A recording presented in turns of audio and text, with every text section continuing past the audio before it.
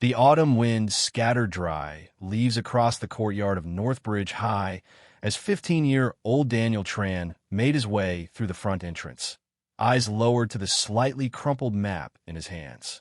It was only his third day at this new school, and he still couldn't figure out how to get from the science wing to the gym without ending up somewhere near the faculty parking lot. At 5 feet 6 inches, a bit round in the face, and perpetually adjusting the oversized glasses that slid down his nose, Daniel did everything in his power to disappear. He dressed in neutral colors, kept his head down, and ate lunch alone in the furthest corner of the library. What no one at Northbridge knew, what no one could possibly guess, was that beneath that timid appearance lay 8 years of disciplined Muay Thai training. Back in Thailand, where his family had lived until Daniel was 13, he had studied under one of the most revered fighters in Bangkok. His father, an international consultant with a focus on Southeast Asian development, had enrolled him in lessons as a precaution, just a way to keep his son active and prepared. But what started as a weekend hobby turned into a lifelong passion and talent. Now, in a small town in Massachusetts, Daniel Tran was just the new Asian kid in thick hoodies and worn sneakers. And unfortunately for him, someone had noticed. "Hey, calculator!" a voice shouted from across the hallway. Daniel froze, heart sinking. He didn't look up. "Yeah, you. Math boy," the voice repeated, now closer. A tall, broad-shouldered junior named Brad Thompson towered over him, flanked by his 2 sidekicks. Jesse, a wiry redhead with a smirk that never left his face, and Tony, a heavy-set wrestler with a habit of cracking his knuckles for intimidation. Brad, the star quarterback and son of a school board member, was the unofficial king of Northbridge High.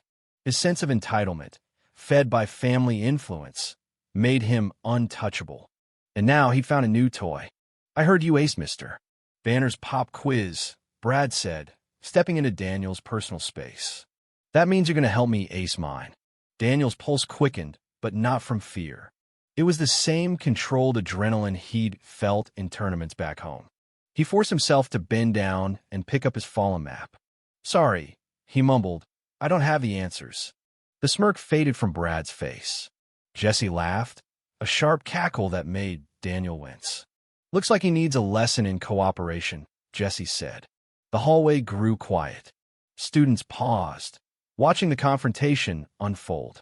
Among them was Laura Medina, the only classmate who'd treated Daniel with any warmth. She clutched her books tightly, eyes flicking between Daniel and Brad. Daniel straightened, tried to walk past, but Brad shoulder-checked him hard into the lockers. "This isn't over, newbie," he said, loud enough for everyone to hear. He was right. Over the next 2 weeks, Daniel became Brad's personal target. Books knocked out of his hands, cafeteria milk accidentally spilled on his backpack, notes stolen from his desk. The harassment escalated. Once, Daniel found his clothes soaked in the gym showers. Another day, his locker was defaced with slurs and ugly caricatures. He said nothing, did nothing. But each night, alone in his small bedroom above a Vietnamese bakery his uncle owned, he trained. He worked his strikes, refined his footwork, sharpened his reflexes. Not for vengeance, but to remind himself who he was. His father noticed.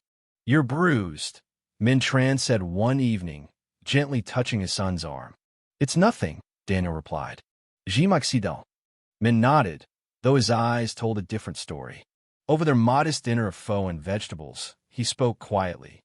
"Remember what your trainer said. A true fighter knows 3 things. When to fight, how much to give, and when to stop." Daniel nodded. But inside, he felt like a storm barely held together. The tipping point came on a gray Monday. After gym class, Daniel was changing when Brad, Jesse, and Tony cornered him. Everyone else had already left. "You've been dodging me, Einstein," Brad sneered.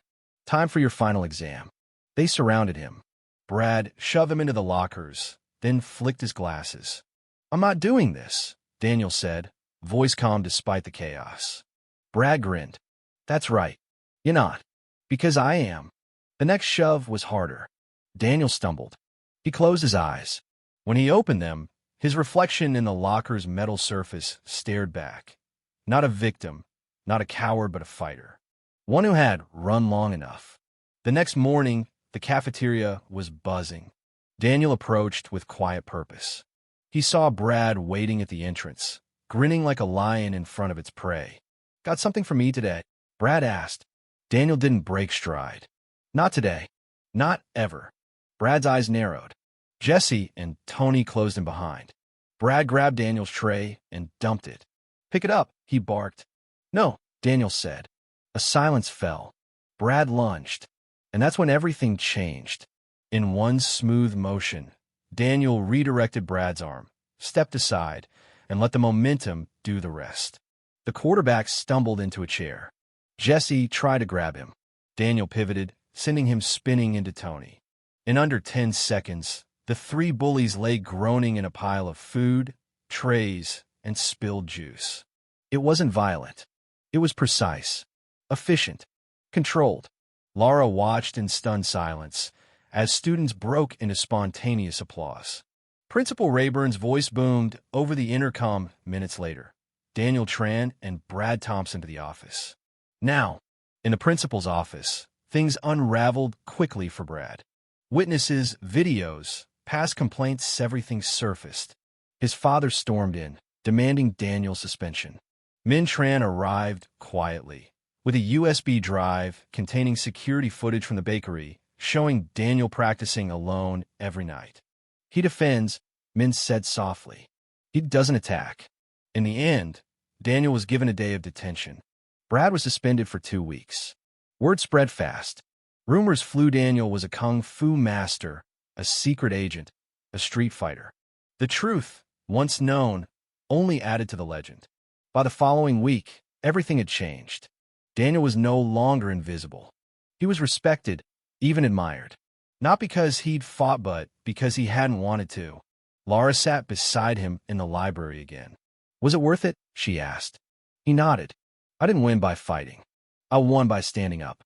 In time, he started a martial arts club focused on discipline and balance. Students from all backgrounds joined, even some former bullies. Brad never returned to Northbridge. "Transferred," they said. Daniel didn't care. He had found something greater than peace. He had found pride, and that made all the difference.